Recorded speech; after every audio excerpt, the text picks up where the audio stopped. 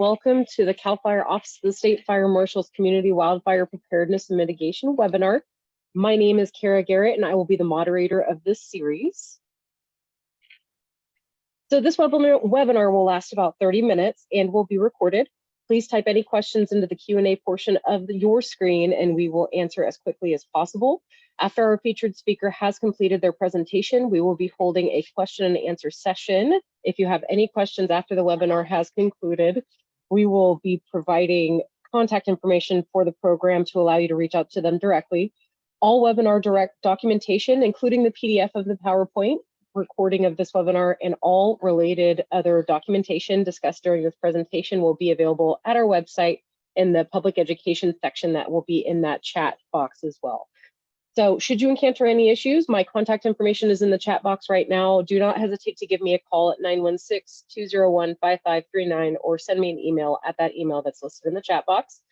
And now let's get things going with today's webinar. So again, welcome. Today's webinar will focus on the damage inspection program to get us started. Let me get everything situated. Okay. So to get us started, I will kick it over to Deputy Director Daniel Berlant to say a few words. So take it away, Chief. All right. Good morning. And not sure why you're seeing a black screen there for me. I am here. There we go. Good afternoon, everyone. And thank you for joining us for this series. These have been really informative and really this webinar series, as I've mentioned in those past ones, if you've joined us, is really our effort to educate Californians on the steps they can take to buy down their risk, to address their area's needs to ensure their community, their families, and their homes are prepared for wildfire. So while this topic is really addressing some of the stuff we do after a wildfire, Chief Morgan and his team that are with you today spend just as much time, if not more time, learning from the damage, learning from the destruction that California wildfires have left us into helping us prevent them in the future. So thank you for taking the time. We really appreciate it. And with that, I will turn it right back over to Kara to get us started. Hey, thank you so much, Chief. All right, so let's get things going. So I will now turn it over to our presenter, Deputy Chief John Morgan, to introduce himself and share information about the damage inspection program. Go ahead, Chief. Yeah, hi everybody. John Morgan again, here, Deputy Chief Wildfire Preparedness, here to talk about damage inspection, otherwise known as DINS. It's a really great program, and all of our resources about this program, again, can be found on the fire.ca.gov website. That's listed here on your screen. So, you know, feel free to check that all out. That's our public information site, so anyone can get to that. Go ahead, Karen. So about damage inspection and how we got to this point, you know, we got to talk a little bit about the past in order to get to this, to today. And, you know, we've really always done damage inspection. We just didn't necessarily call it that perhaps in the at the beginning of our careers 30 years ago, maybe more for some of us, a lot less for a lot of others. That's, you know, it's one of those parts of the job that we just kind of did. And as time goes by, we started realizing that damage assessment information is valuable, not only to us as a fire department and how we fight fire, but also to the public, and how through our data collection efforts, they can start to recover after an emergency incident. And mind you, we don't just do damage inspection on wildfires, we also conduct this on any number of natural disasters. You know, we could be in earthquakes or floods and so on and so forth. So it's not just focused solely on wildfire. Back prior to 2015, we didn't really have a real centralized program. It was kind of, you know, we have 21 units, and we did this kind of 21 different ways. And many times it was done different ways within units. So got together and really started putting together a program that had a little bit more streamlined to it, some more standardization. Of course, it started out fairly low tech. We were using, you know, our steno pads and pads of paper and that type of thing, going and getting disposable 35 millimeter cameras and collecting all that data in paper and analog form. And then you'd go through and you'd have to, you know, really spend the time going through all those papers and matching them up with the pictures and things of that nature in order to actually verify the information you had. It took time. It was a long process. And, you know, things kind of changed depending on the incident, depending on who was running the incident, what were the needs of the local jurisdiction and such. So through the standardization of damage inspection, we've come to today. Go ahead, Kara. It's weird not having my own slides, but you got to get used to it.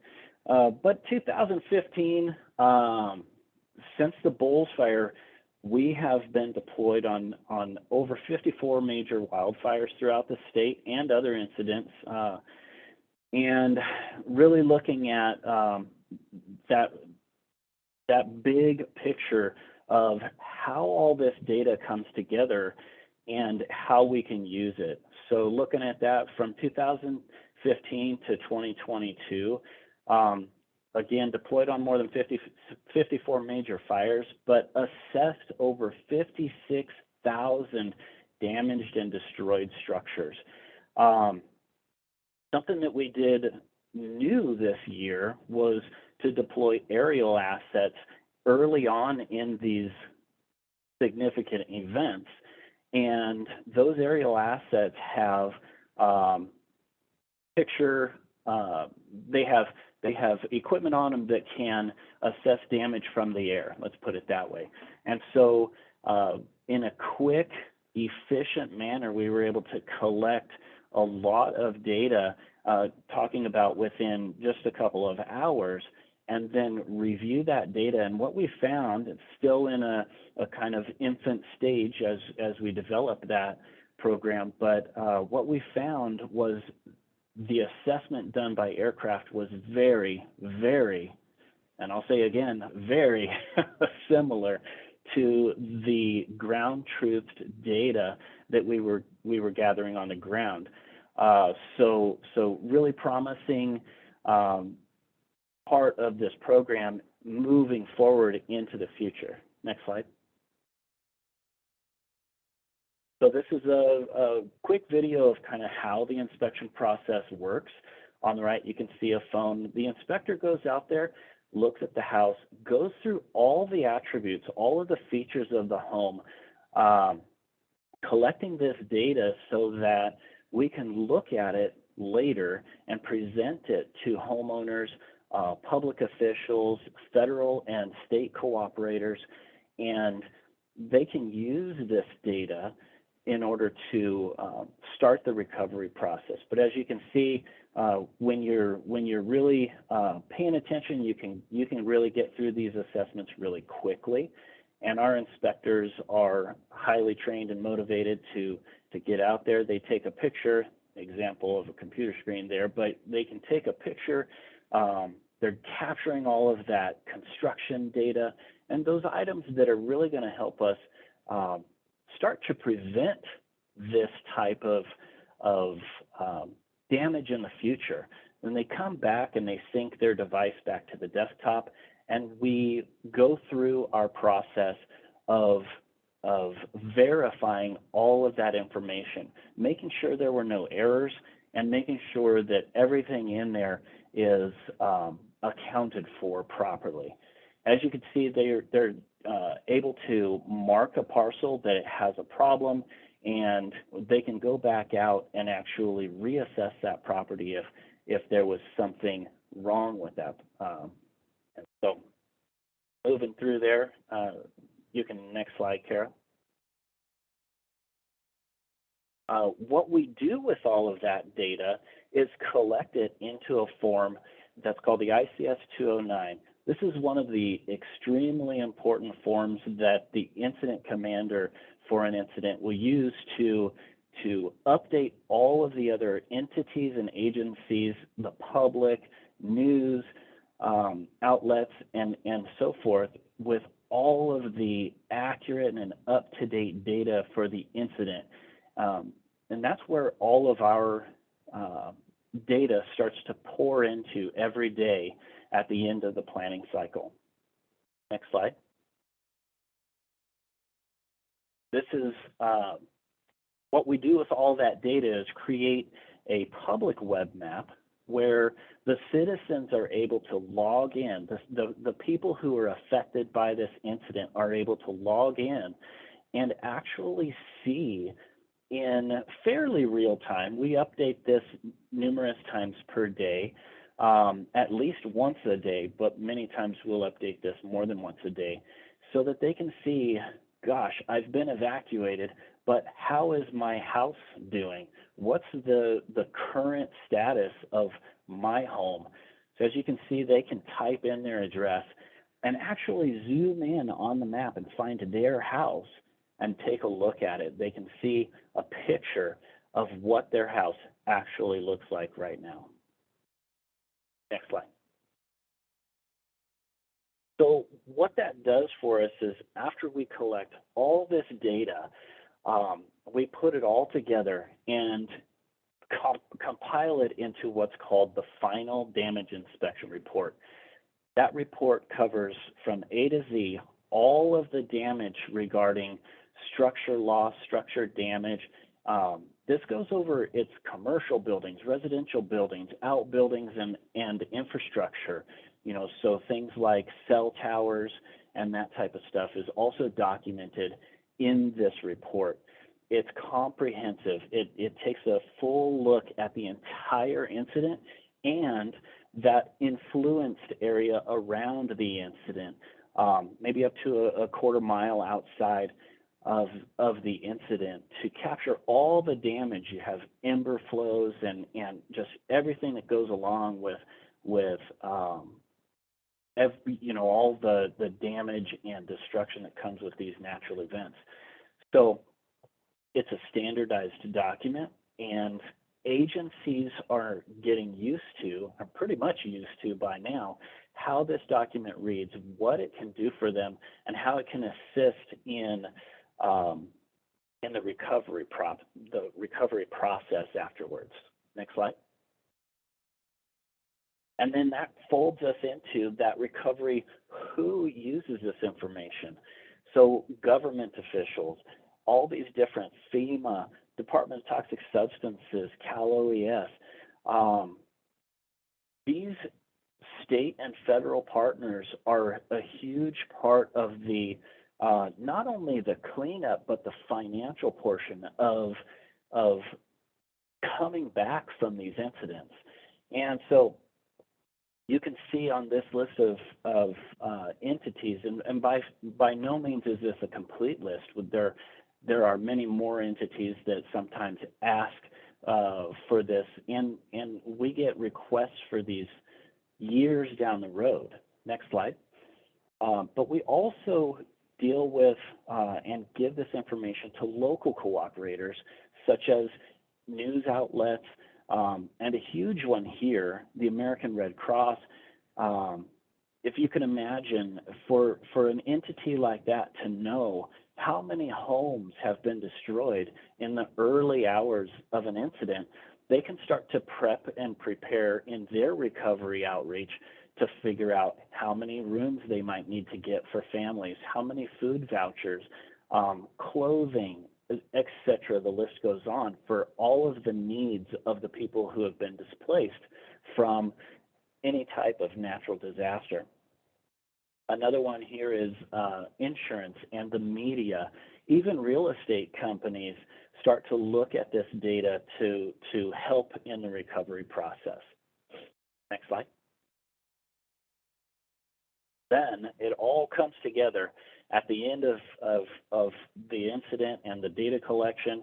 We bring this into collaborative efforts with numerous entities such as National Institute for Standards and Technology, otherwise known as NIST, the Insurance Institute for Business and Home Safety, IBHS, UC Cooperative Extension, and the National Scholastic Institutions and more, to really start to dive into the data to really look at how did this fire burn? What were the factors? Why did these homes and businesses burn? What was the damage like? How did it move with construction features, and that coupled with defensible space and home hardening? So we really start to get a good look at the science behind it all.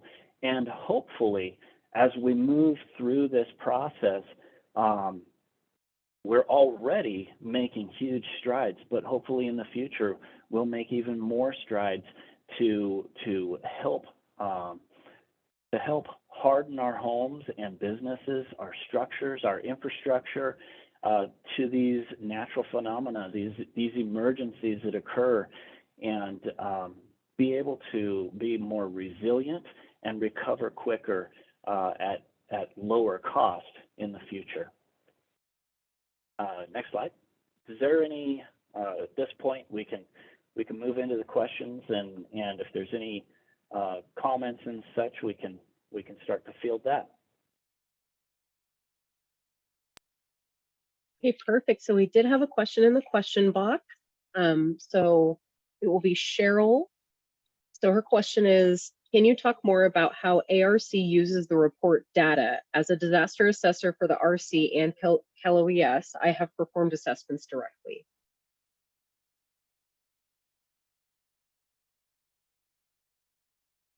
Yeah, so, okay. Cheryl, could you remind me what the ARC acronym is for? Oh, sorry. Thank you. And so if I didn't explain it enough, but see, one of the big things that Red Cross uses our data for is really to start getting those numbers together for how many families are displaced, how many people are displaced, and it really starts to show how they need to prep for the next phase of their preparation. You know, getting all of their items, their ducks in a row, so to speak, their evacuation centers and things of that nature, and all the supplies that go into helping these people who are displaced to the emergency. I see Cheryl has her hand up, I think. Yeah, I've been given permission to speak if it's okay. All right, yeah, go ahead. Hi, thanks. No, I understand it's for recovery and that you're sharing the data with the Red Cross, which is awesome, because when I do disaster assessments for the Red Cross, I talk about how we share the data, because sometimes homeowners are like, why are you taking all this information from my house? And so I say, well, we all share the data in the end, and that it helps in the recovery. So I think of it as, I guess, a two-way, because we also use Survey 123, similar to what I've done for the state. We use Survey 123 to do damage assessments. And so, you know, we're collecting that data as well on the ground. And so it's just kind of interesting. I just wanted to find out if there was something else that was being shared from the state side. Ah, got it. So what we share from our side are, we have GIS files, we have those specific, you know, items that are covered in the final report, which actually go over the damage level of each structure within the emergency's sphere of influence. And a lot of times, however, we remove the specific site information, such as PII, that information that could identify a person, an individual. So that's kind of one of those things we're very careful about. But the other general information about, you know, how many homes, how many people, how many, all of that stuff is shared. And the general location as far as on the grand scheme map. Yeah, okay, thank you. It sounds very similar. I mean, when we do these damage assessments with the Red Cross, you know, we're taking a photo of the house. We can only go on the front, but we're taking a photo of the house. We're assessing the damage. It's a very simplistic form. I've also done the form with Cal OES as a SAP. I'm a safety assessor as well. I kind of love this stuff if you haven't figured it out yet, but we do take a little bit more detail from the state's perspective, but I just, I like that it's a very cooperative thing. So thank you very much for clarifying. Great.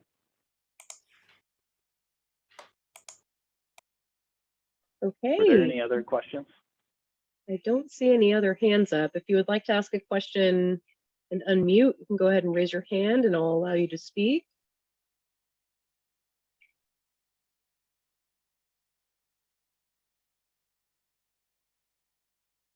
Well, we covered it all, huh?